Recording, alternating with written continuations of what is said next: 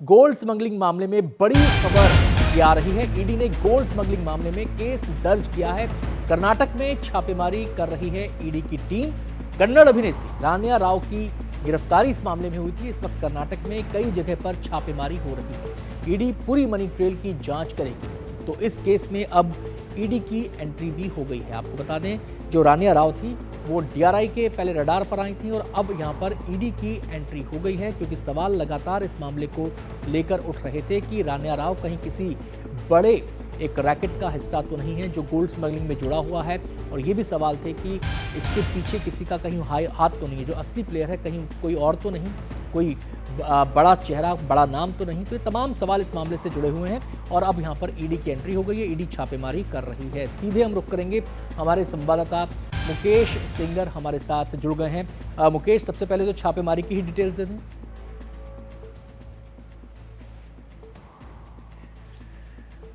मुकेश, क्या आप मुझे सुन पा रहे हैं? जी जी, आपकी आवाज आ रही है। जी, सबसे पहले मैंने कहा कि छापेमारी की ही डिटेल्स दर्शकों को बता दें। देखिए, ये जो मामला है, ये सबसे पहले डीआरआई ने इस पूरे मामले को पकड़ा था, जिसमें मुंबई से 2 लोग अरेस्ट हुए थे और बेंगलुरु एयरपोर्ट से रानिया राव, जो कि एक आईपीएस की बेटी है, उन्हें गिरफ्तार किया गया था और उनके पास से करोड़ों का सोना बरामद हुआ था। इसके बाद ये मामला सीबीआई के पास पहुंचा। डीआरआई ने सीबीआई को इसमें इनपुट दिए थे। सीबीआई ने केस दर्ज किया और सीबीआई की टीमें भी मुंबई और बेंगलुरु एयरपोर्ट पर हैं।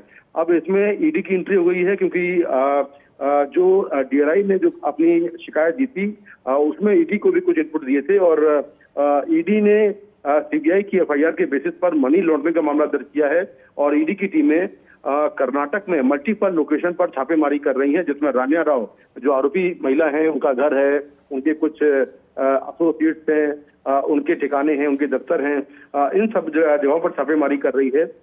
ईडी इस मामले में पूरी मनी ट्रेल की जांच करेगी कि आखिर जो ये पूरा स्मगलिंग रैकेट था, इससे जो पैसा कमाया गया, क्या उस पैसे से चल और अचल संपत्तियां खरीदी गई, जिसमें घर है, जमीन है, इसके अलावा बैंकों में पैसा ट्रांसफर किया गया है।